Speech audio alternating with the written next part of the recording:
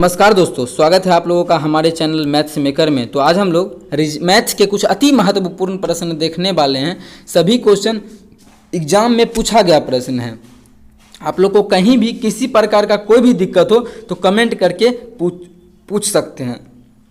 ठीक है, क्या बोला है देखिए, सभी क्वेश्चन रेलवे और एसएससी में बार बार पूछा गया प्रश्न है। रेलवे और एसएससी में बार बार पूछा गया प्रश्न है, तो आप लोग बिल्कुल इत्मीनान से सारा क्वेश्चन देखिएगा। कहीं भी दिक्कत हो तो कमेंट करके पूछ सकते हैं। इससे बाहर कोई किताब का भी क्वेश्चन आप लोग से नहीं बन रहा है तो कमेंट करके पूछ सकते हैं। ठीक है, वीडियो मेरे चैनल पर डेली मैथ्स और रीजनिंग का वीडियो आता है, तो आप लोग चाहे तो देख सकते हैं। बहुत ही अच्छा तरीका रहता है।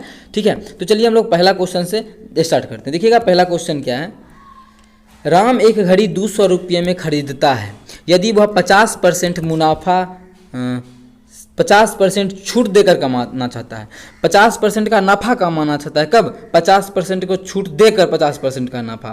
देखिए बहुत ही अच्छा तरीका है, बहुत सारा तरीका से बन सकता है। देखिए इसका, और देखिए अब इतना हल्का है लेकिन इसको भी हम रेशियो से बनाते हैं अगर, तो सभी इस प्रकार का जो भी क्वेश्चन है रेशियो से बनाएंगे तो सब सही बनेगा। अलग अलग कॉन्सेप्ट नहीं लगाना, अलग अलग जगह।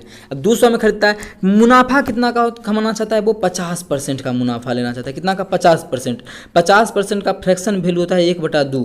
कोई चीज़ अगर 2 रुपया का है, अगर खरीदे हैं 2 रुपया में, तो 1 रुपया का मुनाफा लेंगे। 1 रुपया का मुनाफा लेंगे तो मतलब बेचेंगे कितना में उस चीज़ को? 3 रुपया में बेचेंगे तो 50% का क्या हो जाएगा? हमारा मुनाफा हो जाएगा। अब आगे बोला है, आगे कब मुनाफा 50% का लेना चाहता है? तो 50% छूट देकर। अब देखिए उसी प्रकार से 50% का फ्रैक्शन वैल्यू कितना? 1/2। अब वो 50% छूट देकर चाहता है। और छूट हमेशा किस पे लेते हैं? छूट हमेशा अंकित मूल्य पे लिया जाता है। जैसे यहाँ पे हम लोग जब बना रहे थे अभी, तो हमारा नीचे में जो था वो क्रय मूल्य देखिए लिखे हैं ना 2।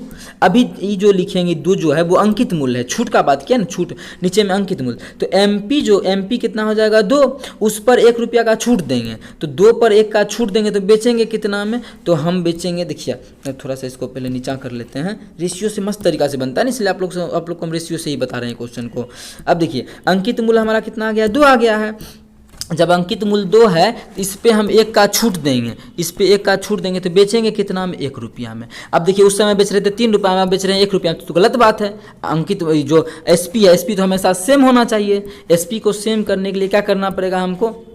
कलर को पहले चेंज करना पड़ेगा। क्या? कलर को पहले चेंज करना पड़ेगा। अब देखिए इसको भी 3 बना देते तो कोई दिक्कत है? एसपी भी 3, अब यहाँ भी हो गया 3। जब यहाँ पे 3 गुना की तो इसी का गोतिया था ये, तो यहाँ पे हम लोग 3 से गुना करेंगे तो ये कितना हो जाएगा? अब देखिए ये हो गया कितना? एक्चुअल में हो गया, हम लोग बोल सकते हैं यहाँ पे बराबर एमपी यहीं पे लिख देते हैं। ये दोनों मिलकर 6 हो गया और ये हो जाएगा 3। अब देखिए पूछा क्या? अगर 200 में खरीदता है, क्रय मूल्य कितना है? 200 है। अब तीनों का हम यही कथी ले से करेंगे, इससे अच्छा यहाँ पे लिख देते हैं, छोड़िए हाँ इसको यहाँ पे। एमपी कितना हो गया? 6, एमपी 6, सीपी 2 और एसपी कितना? 3। अब देखिए जो 200 दिया हुआ है, पहले छोटा हाँ 200 दिया है, 200 में खरीदता है। खरीदता का मतलब क्रय मूल्य, तो 1 नहीं, ये अनुपात में 200 दिया हुआ है। अनुपात में जो क्रय मूल्य दिया है कितना दिया है? 200 दिया है। तो एक से कितना गुना ज़्यादा दिया है? 100 गुना ज़्यादा। तो हमसे पूछा है विक्रय मूल्य, विक्रय मूल्य तो यही है, तो विक्रय मूल्य भी इससे 200 गुना ज़्यादा 600 होना चाहिए। कितना? 600। अगर पूछता कि अंकित मूल्य कितना होगा, इस क्वेश्चन में अगर पूछता कि अंकित मूल्य कितना होगा, तो अंकित मूल्य कितना होना चाहिए था? 200 गुना ज़्यादा। कितना होना चाहिए था? 200 गुना ज़्यादा। कितना हो जाता? 1200। कितना? 1200। लेकिन हमसे पूछा है कि विक्रय मूल्य कितना होगा, तो विक्रय मूल्य कितना होगा? 600। कौन सा ऑप्शन? ऑप्शन सी में है, तो ऑप्शन सी हमारा बिल्कुल करेक्ट आंसर हो जाएगा। कौन सा ऑप्शन? ऑप्शन सी हमारा बिल्कुल करेक्ट आंसर हो जाएगा। उम्मीद करते हैं दोस्तों समझ में आ गया होगा। कहीं भी किसी प्रकार का कोई भी दिक्कत हो किसी भी क्वेश्चन में तो कमेंट करके पूछ सकते हैं। ये आपका अपना चैनल है मैथ्स मेकर। चलिए अगला क्वेश्चन करते हैं। अगर अच्छा लगता है तो अपने सभी दोस्तों के साथ इस वीडियो को ज़्यादा से ज़्यादा शेयर करें। अगर आप लोग चैनल पे नए हैं तो हमारे चैनल मैथ्स मेकर को सब्सक्राइब करें। अगर अच्छा लग रहा है तो लाइक भी तो बनता है ना, तो लाइक भी करना है। ठीक है। अब कर लेते हैं क्वेश्चन को।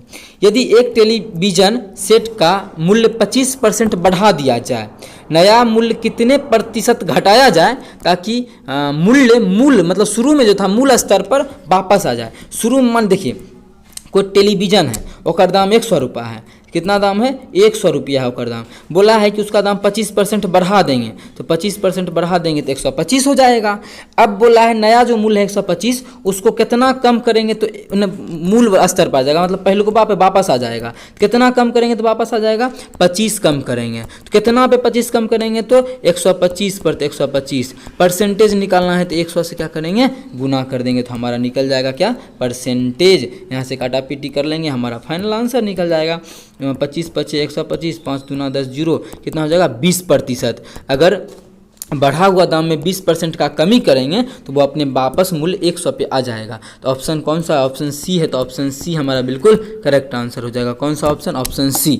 उम्मीद करते हैं दोस्तों समझ में आ गया होगा। कहीं भी किसी प्रकार का कोई भी दिक्कत हो किसी भी क्वेश्चन में तो कमेंट करके पूछ सकते हैं। ये आपका अपना चैनल है मैथ्स मेकर, ठीक है। तो चलिए अगला क्वेश्चन करते हैं, क्वेश्चन नंबर 4। देखिएगा क्वेश्चन नंबर 4 हमारा क्या है, A अनुपात B 3:4 है, C अनुपात B 5:4 है, C अनुपात D 10:9 है।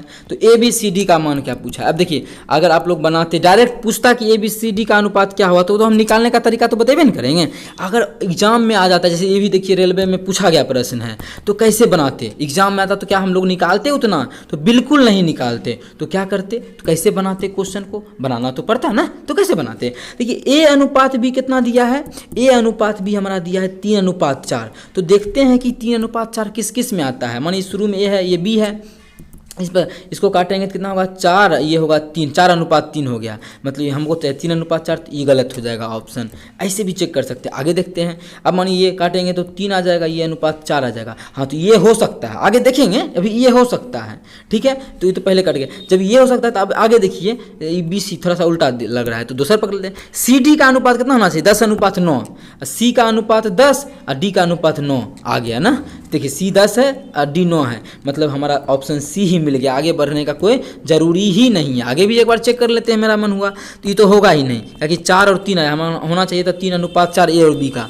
यहाँ देखिए A और B का अनुपात कितना आ गया 3:4, और C और D का कितना आ गया 9:10। हमको चाहिए था 10:9, तो ये भी नहीं होगा। तो ऐसा हमारा ऑप्शन C में ही दिखा, तो ऑप्शन C ही हमारा बिल्कुल करेक्ट आंसर हो जाएगा। कौन सा ऑप्शन, ऑप्शन C। उम्मीद करते हैं दोस्तों समझ में आ गया होगा। इस प्रकार का कोई भी क्वेश्चन एग्जाम में आता है तो आप लोग बना पाइएगा। अगर वीडियो अच्छा लगा है तो अपने सभी दोस्तों के साथ ज़्यादा से ज़्यादा शेयर कीजिए। अगर आप लोग चैनल पर नए हैं तो हमारे चैनल मैथ्स मेकर को सब्सक्राइब कीजिए, ठीक है। और वीडियो अच्छा लगा है तो लाइक भी तो बनता है, तो लाइक भी कर देना है वीडियो को। चलिए मिलेंगे नेक्स्ट वीडियो में इसी प्रकार का बेहतरीन मैथ्स और रीजनिंग के क्वेश्चन लेके। तब तक के लिए अपना ख्याल रखिएगा। Thank you.